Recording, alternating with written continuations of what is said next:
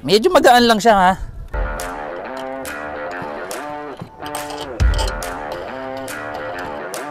Magandang araw sa inyo mga kaibigan. Ito na naman ako, si Lycofer. Welcome sa aking YouTube channel and Facebook page. Naaalala nyo ba itong si Toyota Wigo ko? Nakinabitan ko ng roof rail mga kaibigan. Ito, ayan, so medyo matagal na yung panahon na nakabit natin to. At matagal din tayo naghanap ng magandang luggage carrier. May naawa mga kaibigan, may nag-sponsor sa atin. Shout out kay Mod Car Accessory Shop. Pinadalan tayo mga kaibigan ng magandang luggage carrier para dito sa ating Toyota Wigo. So tara, excited na akong ikabit yung luggage carrier ko. Tara, assemble na natin. Okay, so eto yung pinadala sa atin mga kaibigan, ano. Pangalan dito nung kanilang shop sa Lazada is Wasabi Car Accessories. Pero yung kausap ko mga kaibigan ay Mod Car Accessory Shop. I-unbox muna natin mga kaibigan. Ayan, tingnan natin. So excited na kasi ako talaga kung ano yung itsura nito. So sabay-sabay tayo makakita kung ano yung kalalabasan nito. Magagamit ko talaga tong luggage tray na to para lalagyanan ng aking mga kalakal syempre, di ba? Napakadami nating mga dinideliver sa LBC. Lagay natin to para hindi magasgas. Ayan, so eto. Okay. Aluminum siya mga kaibigan na color black.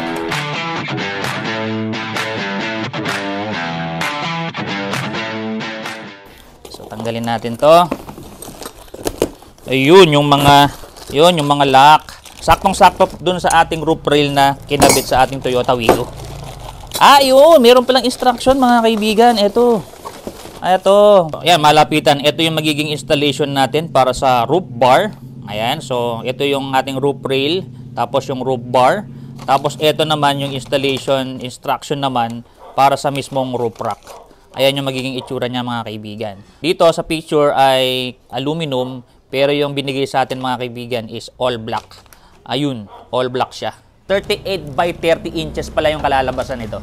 So, lagay natin dito sa lamesa mga kaibigan para mas maliwanag, ano. So, inilagay ko rito yung mga parts niya para mas makita natin ng mabuti.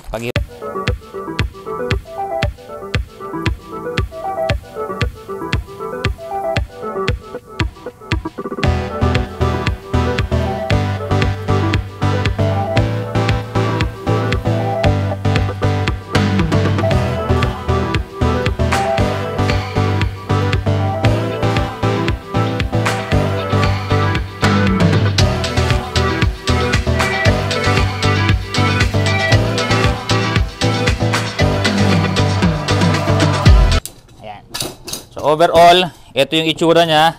Lalagyan natin mamaya sa roof rail. So, itabi muna natin. Subukan naman natin yung para mabuo natin yung roof rack. Itong apat na to ay ito nga yung platform niya. Tapos itong apat na to, ito yung pinaka-gilid niya. Ito yung mahaba, dalawang mahaba, saka dalawang maikli. Ayan, pa ganyan. Okay. Tapos, so, kukonect natin to rito. Pa ganyan. Pasok muna natin. Pasok muna natin siyang paganyan. Tapos pasok natin ganyan. Tutornilyuhan natin kasi yan mga kaibigan. Ito naman, kukonekta natin siyang paganyan. Pagka naipasok natin yan, tutornilyuhan natin dito. Ito tatama doon. Tornilyo na yan lahat. Okay, importante, nandurol lang muna yung bakal. Okay, kailangan shoot din doon sa ilalim ha. Shoot natin doon sa ilalim. Ito meron dito oh. Yung kanal na to. Kailangan ano siya, match siya doon. Ayun. Okay, para pumasok ng maayos. Kasi itutornilyo natin yan, yung bakal na to para maging matibay. Okay, so ulit-ulitin lang natin yan. Ito pala yung nakalimutan natin mga kaibigan, yung parang pinaka-holder niya sa taas, ano. Katulad niya noon, basta gumagawa kayo nito, advice ko, huwag niyo munang pasikipan lahat ng mga tornilyo. Basta i-assemble niyo lang para makita niyo lang kung ano yung mga kulang-kulang pa, no. So eto, kinabit ko lang to rito. Ito, natatanggal to lahat. Yan. So, pinakita ko naman sa inyo kanina, hiwa-hiwala yan. So, ganyan lang. Tapos, ipasok natin pa ganyan. Ayan. Tapos, ang kagandahan, meron pala siyang kasamang allen, ano? Allen wrench. Paluwagan lang natin. Tapos, papasok natin siyang ganyan. All the way, pababa. Ganon din dito sa isa. Paluwagan natin para pumasok. Okay. Saksak natin.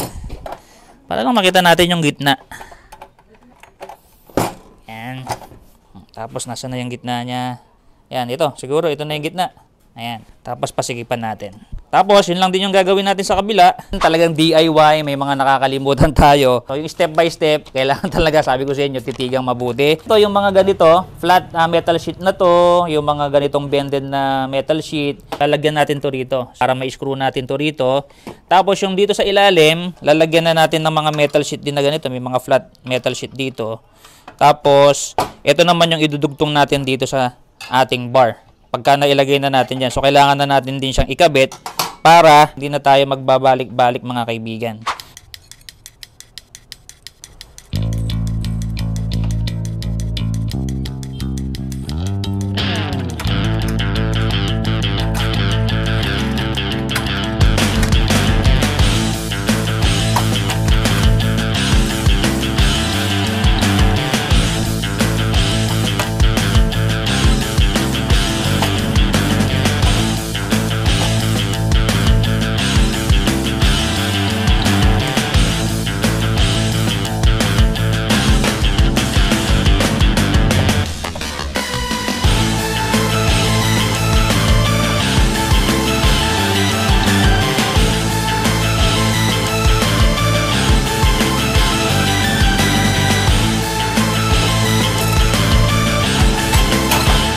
Pagka naisikipan na natin yung mga kanto-kanto na yan, ligpit natin itong flooring.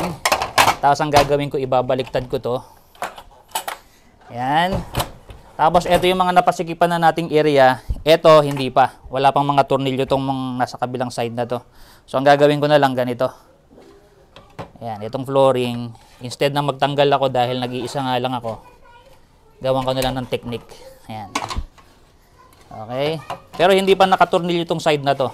Lahat yan. Ito pa lang yung masikip. Okay. Ganyan lang siya. Tapos eto. Last but not least, eto. Kaya hindi ko pa pinasikipan to para mapaluwagan ko pa to. At maipasok to ron.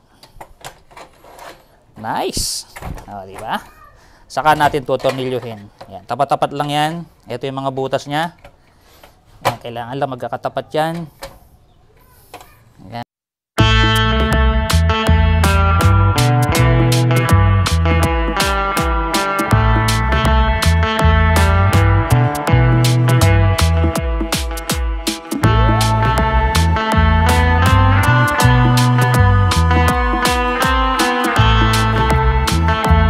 Lahat, ito na yung kinalabasan dito sa ilalim.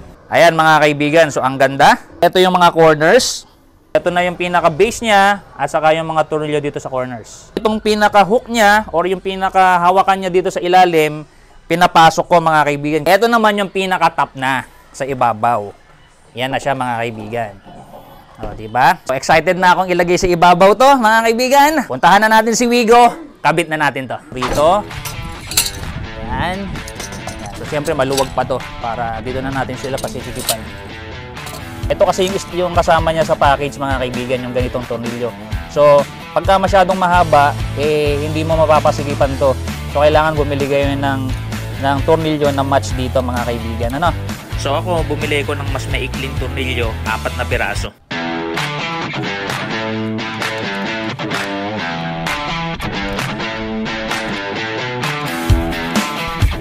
Medyo magaan lang siya ha. Okay. So, hindi ko pasyadong pinasikipan to para may adjust pa natin mga kaibigan. So, katulad niya no. Hindi siya pantay. So, ito na lang siguro i-adjust natin patalikod ano. Yan, tapos kabila. Okay. Yun. Tapos igitna rin natin. Yan sa harapan kung nakagitna. Wow. Yan. Perfect. Poging-pogi ba? Pogi ba? Hindi pa masyadong nakatornilyo. Pero grabe oh. Tingnan nyo naman mga kaibigan oh. Lupit oh. Nice one. Hindi pa nakatornilyo lahat yan mga kaibigan. Pero grabe. Yan ang gustong-gusto ko rito. Madali lang siyang matanggal mga kaibigan. At madaling ikabit. Ayan oh. Meron siyang easy connect at saka easy to install na tornilyo. Ito oh. 'Di ba? Kung hindi mo kailangan, halimbawa, talagang gusto mo lang na meron kang design, ang maiiwan dito yung mismong roof bar mo at saka yung roof rail. Pero kung halimbawa talagang meron kang paglalagyan ng mga mabibigat na bagay, ayan no, pasisikipan mo lang siya pag kailangan mo, tapos paluluwagan mo pagka hindi mo kailangan. Madali lang siyang matanggal mga kaibigan. Yun ang kagandahan ng luggage tray na to.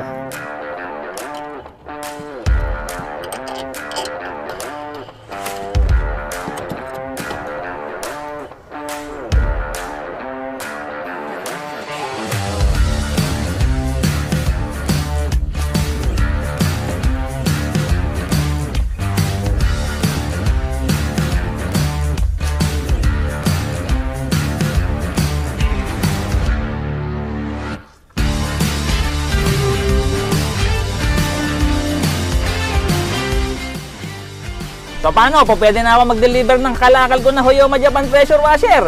Maraming salamat po kay Modcar Accessory Shop. I-visit nyo na po yung Facebook page nila. So maraming salamat. Bye-bye.